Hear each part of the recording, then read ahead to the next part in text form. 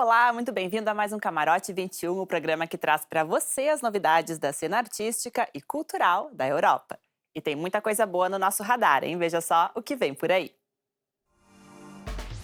Uma conversa com Tom Tykwer, diretor do seriado alemão Babylon Berlin. Uma visita ao Paneum, o Museu do Pão, na Áustria. E música eletrônica Made in Germany, os DJs alemães mais requisitados mundo afora. A Berlinale, o Festival de Cinema de Berlim, se aproxima e a capital alemã já está na expectativa. Os primeiros filmes já foram divulgados, assim como a liderança do júri. O presidente do corpo de jurados será o cineasta Tom Tykwer. Ele que já dirigiu sucessos como o longa Corra Lola Corra e o projeto mais ambicioso e caro da televisão alemã, Babylon Berlin. O seriado sobre a Berlim dos anos 20 estreou no ano passado e contou com um orçamento de 40 milhões de euros. Nós conversamos com o diretor. Na Alemanha, os anos 1920 são considerados os anos dourados, um período que fascina o escritor e jornalista alemão Volker Kutscher. Tenho fascinação por essa época, basicamente desde que comecei a ler. Os anos 20 foram um breve período de pujança da primeira democracia alemã e que teve um final tão trágico com o chamado Terceiro Reich e todas as consequências que o nazismo causou no mundo. Foi uma tragédia. Volker não tirava o assunto da cabeça até que decidiu largar o emprego para escrever. E publicou nada menos do que 6 romances sobre os anos 20 e 30 em Berlim. O primeiro livro, Der nasse Fisch, em tradução livre O Peixe Molhado, foi adaptado para a televisão como Babylon Berlin, uma série de 16 episódios dirigida pelo cineasta alemão Tom Tykwer. Babylon Berlin retrata todos os excessos da República de Weimar. Drogas, pobreza e também o glorioso estilo de vida berlinense da década de 1920.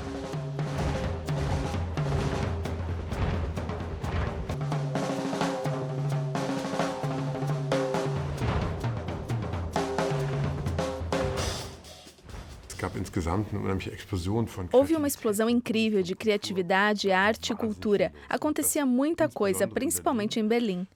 Chegaram centenas de milhares de imigrantes, principalmente da Europa Oriental, e eles realmente eram bem-vindos e se integraram a uma cidade com milhões de pessoas. Kutscher é um escritor de romance policial que fez uma ótima pesquisa e conseguiu criar uma imagem bem vívida da época. Woher sollen die denn wissen, dass wir keine Roten sind?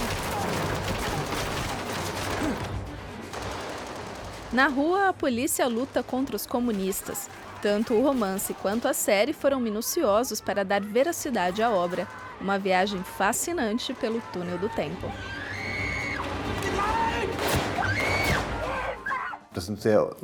Televisão e literatura são mundos muito diferentes. Dei a maior liberdade possível aos roteiristas e diretores. Eu só disse que tínhamos que contar a mesma história com o mesmo espírito. No mais, que eles poderiam fazer o que precisassem e quisessem.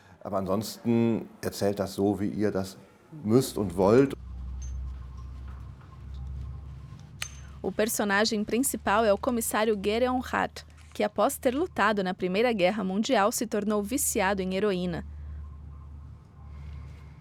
Um perfil recorrente na época, um guerreiro que precisa esconder seu sofrimento enquanto trabalha no departamento de homicídios. Klingt schwer nach einer russischen Angelegenheit. Vielleicht. Die Hände sahen gestern noch nicht so aus. Was ist da passiert? Quetschung. Massiv. Scheint unter die Räder gekommen zu sein. Das sieht aber nicht nach einem Unfall aus. Os personagens principais têm ainda mais problemas do que no romance. No livro, Gedeon realmente lutou na guerra e sofreu um trauma. E Charlotte vem de uma parte mais pobre da sociedade, mas o drama pessoal é o mesmo. Uma mulher que busca se valer das novas liberdades da República para encontrar o próprio caminho. Wo warst du? Überall. Ja, nicht geschlafen? Nu? Und gleich wieder zur Arbeit? Wie schaffst du denn das immer? Na, weißt du doch. Wer schläft, verpasst das Wachsein. Und ich muss ja auch wach sein. Profissional do sexo à noite, taquígrafa durante o dia. Um tempo de mudança e revolução, especialmente para as mulheres, que lutam por seus direitos dentro do panorama social da República de Weimar. Hör auf! Ich gehe zur Polizei, ungelogen. Willst du mit?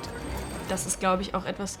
Acho que é por isso que as mulheres ainda hoje podem se identificar com essa época, porque houve um impulso inicial de transformação, um movimento em prol da emancipação feminina, como a permissão para dirigir. Und so weiter. Und das aber alles in den Anfängen. A série Babylon Berlin já foi vendida para mais de 60 países. No Brasil, ainda não tem data de estreia. Além do entretenimento, o seriado levanta uma questão política. Quão frágil é a democracia? E como podemos protegê-la? Um tema que também se mostra atual. E a Berlim dos anos 20 é também a inspiração do ilustrador Robert Nippold. Publicado pela editora Taschen, na Alemanha, o livro ilustrado Anoitece na Berlim dos Selvagens Anos 20 resgata a efervescência cultural e a boemia da cidade no período entre guerras. Berlim é uma cidade que respira história. E parte importante dela são os anos 20, os chamados Anos Dourados. O mais novo livro do ilustrador Norbert Nippold revive a Berlim dessa época, quando era considerada a capital europeia do prazer. Eu fiz muitas pesquisas sobre Berlim, principalmente em bibliotecas e arquivos. Tentei formar a minha visão da época, olhando fotografias, capas de revistas antigas, jornais. Mas é claro que também andei muito pela cidade. Quando se passa pelo portão de Brandemburgo, por exemplo, dá para sentir a história. Isso é o legal de Berlim, a história por todos os lados. Em exatamente 765 desenhos, o livro Es wird Nacht in Berlin der wilden Zwanziger, em português algo como Anoitece na Berlim dos Selvagens Anos 20, o leitor revive a época marcada, por exemplo, pelo teatro de variedades. Para o projeto, o ilustrador trabalhou 5 anos em parceria com o escritor Boris Pofalla. Os Anos Dourados têm status de culto e são celebrados até hoje. Acho que o interesse por essa época persiste porque são coisas que não perderam a validade. O que era importante nos anos 20, o que estava na moda, continua atual. Os filmes antigos ainda têm uma energia incrível. O cinema mudo dos anos 20 é fascinante. Com textos de Boris Pofalla e ilustrações de Robert Nippold, o livro vem acompanhado de um CD de músicas com 26 gravações originais da época. E a publicação não se restringe ao glamour da vida noturna. Tem também política, trabalho, pobreza, esporte e moda. Por um lado, era uma cidade deslumbrante. Os anos 20 foram dourados, mas apenas para uma parcela da população. Para a maioria, foram anos muito difíceis. Muita gente não contava com estruturas sociais de apoio, não tinha motivos para celebrar. Mesmo assim, a vida noturna era muito importante. As mulheres foram as estrelas dessa década. Destaque para a atriz Marlene Dietrich e a dançarina americana Josephine Baker. O livro é dedicado a muitas pioneiras como Thea von Harbo, uma das mulheres mais bem-sucedidas do mercado cinematográfico. E Thea Alba, sucesso no teatro de variedades por escrever com os 10 dedos ao mesmo tempo. Havia grandes escritores e artistas. Havia também muitas protagonistas femininas, que, olhando hoje, são mulheres que contribuíram de forma realmente significativa. Nesse sentido, foi uma época muito moderna. As imagens em preto e branco retratam as contradições de Berlim nos anos 20. Enquanto as pessoas se divertiam sem preocupações, o regime nazista se aproximava. Eu gosto de desenhar em preto e branco, usar um traço forte e muito contraste. E acho que o preto e branco se encaixa perfeitamente com essa década, porque foi basicamente uma época de contrastes. Tinha glamour e, ao mesmo tempo, miséria. Berlim dos anos 20, uma cidade vibrante à beira de uma catástrofe. Tá curtindo o programa? Então aproveita o intervalo que vem agora e assina a nossa playlist lá no YouTube. É só acessar o canal da DW Brasil. Nossos vídeos estão todos lá. A gente já volta, não saia daí.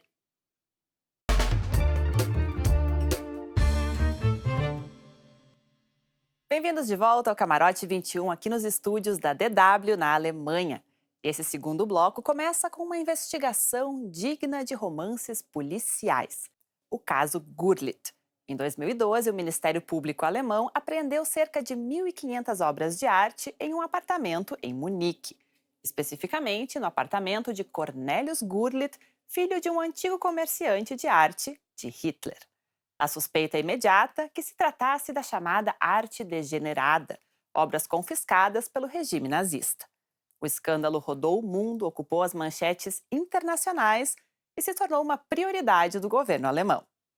Para surpresa geral, no entanto, até agora, apenas 6 obras foram claramente identificadas como roubadas. O andamento das investigações pode ser conferido na exposição Inventário Gurlitt, em cartaz nas cidades de Bonn, na Alemanha, e Berna, na Suíça.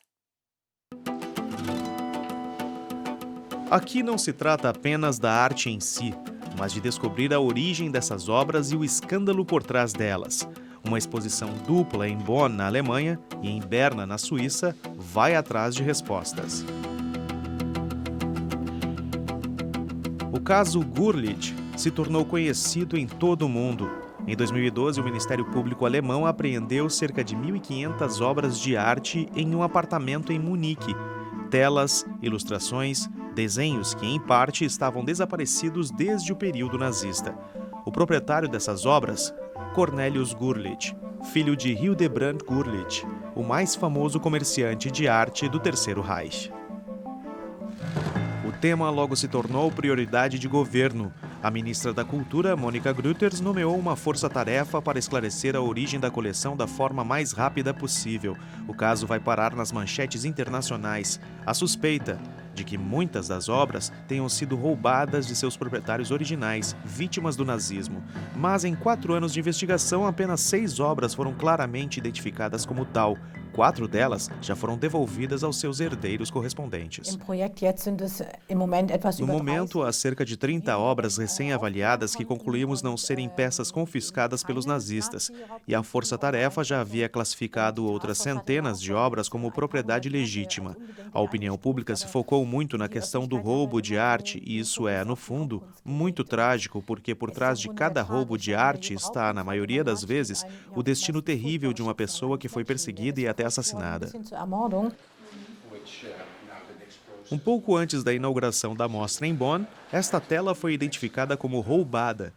Em um arquivo foi encontrada uma referência a esse pequeno buraco na parte de trás do quadro. O buraco é mínimo, realmente muito pequeno, mas graças a ele pudemos concluir a investigação e encaminhar a obra aos legítimos donos. Se olharmos de lado, percebemos que há uma mancha muito pequena que brilha. Isso é o buraquinho descrito no arquivo. A obra pertencia ao político francês Georges Mandel, opositor declarado dos nazistas. Levado a um campo de concentração, ele foi assassinado mais tarde na França a mando do governo de Hitler. Os destinos por trás das obras de arte. Este é o foco da mostra Inventário Gurlitt, como a história do colecionador judeu Max Braunthal. Em 1929, ele foge da Alemanha para a França. Para sobreviver no exterior, ele tem de vender seu acervo. Mas, como os quadros de sua coleção, que incluía obras de Monet e Renoir, foram parar nas mãos de Gurlitt? Muitas perguntas e poucas respostas. Não se consegue avançar rapidamente porque, por um lado, buscamos precisão, uma exatidão científica, mas, por outro lado, muitos documentos, arquivos e livros de contabilidade do período nazista simplesmente não existem mais. E mesmo quando eles existem, não são necessariamente confiáveis. como no caso do comerciante de arte judeu Jean Lental. Ele emitiu diversos recibos falsos a Gurlitt, forjando transações que beneficiavam os dois. Quando Lental foi acusado depois da guerra de ter colaborado com os nazistas, Gurlitt afastou seu cúmplice dos negócios. Calculismo ou proteção? Isso não se sabe.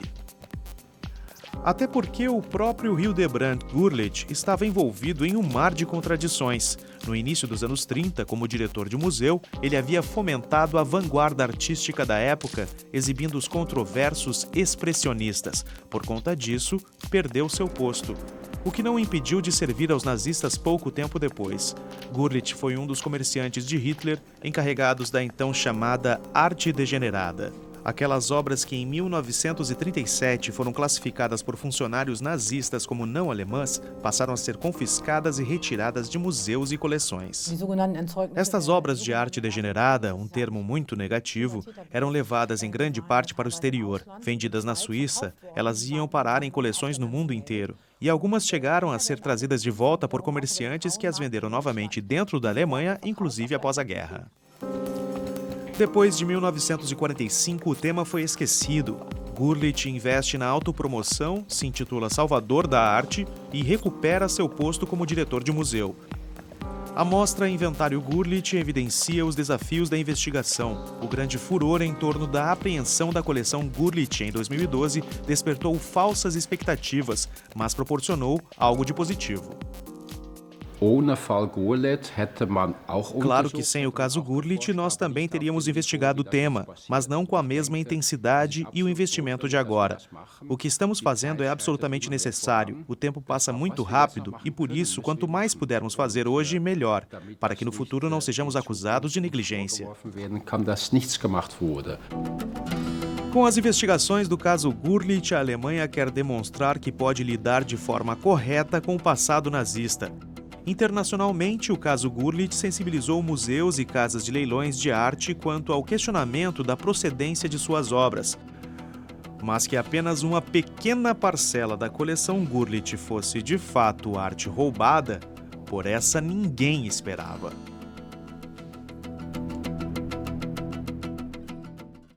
Um museu como você nunca viu, dedicado a um alimento essencial do nosso dia a dia, o pão.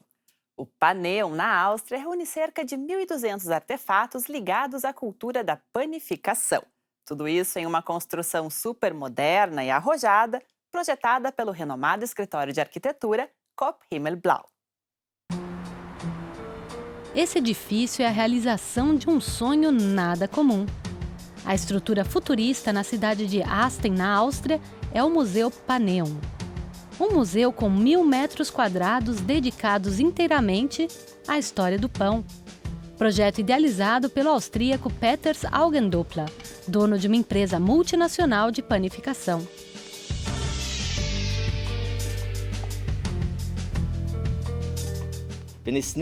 Se não existisse mais nada, mas ainda houvesse pão, seria possível viver. No momento em que o pão acaba, é sinal de que tudo se esgotou. Esse é o fascínio do pão. E para expor o acervo temático, uma construção futurista e original. Muitos visitantes associam os traços sinuosos à forma da massa do pão. Dá para imaginar um bolo crescendo, mas também é meio estranho. Olhando bem, dá para ver um pão, algo que está sendo assado. Um pão. O projeto arquitetônico é assinado pelo renomado escritório Kopp Himmelblau, de Viena. O arquiteto Wolf Prix foi quem desenhou as formas ousadas. Sempre fico feliz quando surgem novas interpretações, como, por exemplo, de que é um pão ou uma forma de bolo. Mas eu não pensei em nada disso. Me inspirei em uma caravela.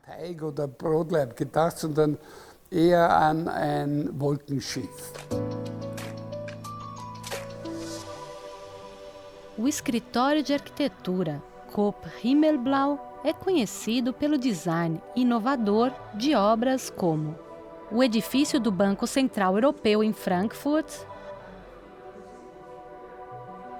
o Museu da BMW em Munique, e o Museu das Confluências em Lyon. No início, o fundador do museu tinha dúvidas se Volprix se interessaria pelo projeto. A participação do arquiteto foi uma vitória para ele. Entrei no escritório quando vi já sabia, estávamos salvos. Ele apresentou o projeto de forma tão emocional e intensa que enquanto ele falava, eu pensei, preciso construir um verdadeiro gabinete de curiosidades para ele. Inspirado nos gabinetes de curiosidades do Renascimento, surge então o espaço ideal para expor os objetos raros do colecionador. O acervo se espalha por vitrines, pelas paredes e pelo teto. A escada central conduz o visitante pelos 4 andares da mostra, chegando à sala principal revestida de madeira. Ao todo, estão expostos cerca de 1.200 objetos reunidos pelo empresário ao longo de anos. Queremos mostrar ao visitante qual a influência do pão na história da humanidade, em todos os setores da vida, seja na alimentação, na agricultura, na cultura, na arte e especialmente na religião. Para contar a história do pão, o museu conta com artefatos únicos, como essa placa para triturar cereais de 9.000 anos. E é possível ver como o pão foi adorado em diferentes religiões, por exemplo, na América do Sul e no Egito. E como a panificação foi retratada na arte.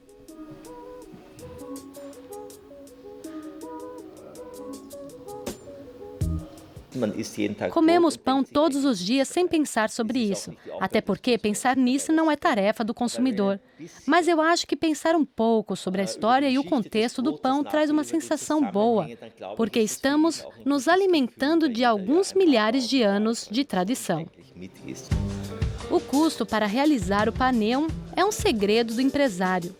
Para ele, o importante é compartilhar sua paixão pelo pão com o maior número possível de visitantes.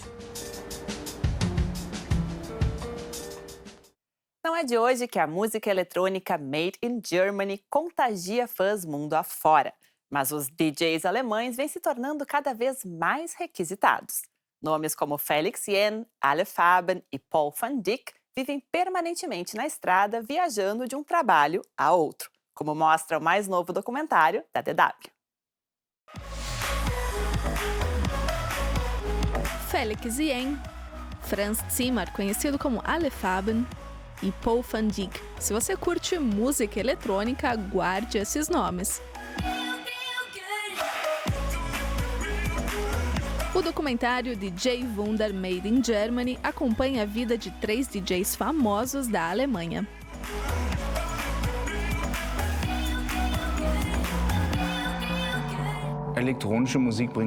A música eletrônica une pessoas de culturas completamente diferentes. Não importa em qual Deus você acredita, que religião você segue ou qual é o passaporte que você tem em mãos.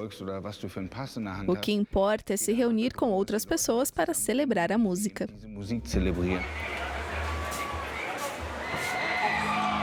Felix Jähn, 23 anos, considerado um fenômeno na cena eletrônica alemã.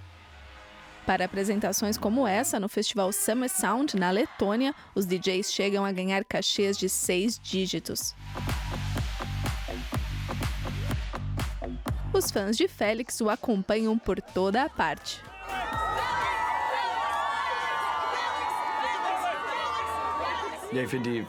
Acho importante esta proximidade com os fãs. Sou daqueles que usa intensivamente as redes sociais e eu mesmo faço os posts. E fizemos uma ação no Instagram que se chama First for Felix, ou seja, eu respondo os primeiros 4 comentários de cada foto. O documentário também mostra que o que é festa para o público significa muito trabalho para os músicos. Um DJ como Ale Faben, por exemplo, tem que estar em forma para aguentar um verão inteiro em turnê. O berlinense já chegou a fazer 3 shows em 24 horas. E como os DJs trabalham geralmente nos fins de semana, comemorações familiares ou aniversários acabam ficando de lado.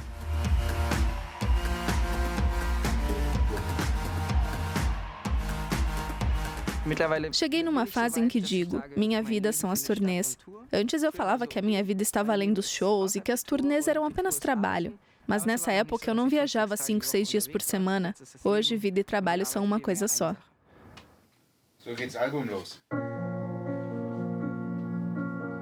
Hoje em dia, para um DJ alcançar sucesso, é preciso que ele também produza músicas próprias. Paul van Dyk já faz isso há 25 anos. O músico influenciou bastante a cena trance. Quando eu e muitos outros DJs começamos a fazer esse tipo de música, não existia nada parecido. Tínhamos apenas a ideia do que queríamos ouvir, aí tivemos que criar nós mesmos. Para Felix Jähn, a música eletrônica já virou mainstream há muito tempo, em grande parte graças aos DJs da Alemanha. Em 2014, com o remix de Cheerleader, Felix dominou as paradas musicais do mundo todo.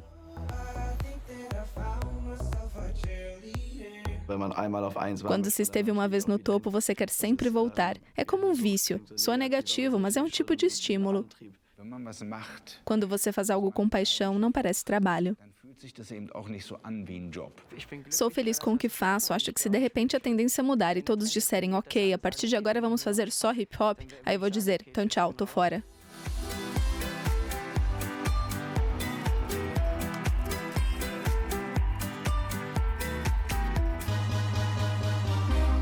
O documentário DJ Wunda Made in Germany mostra a vida como ela é por trás do espetáculo de luzes e batidas dos festivais de música eletrônica.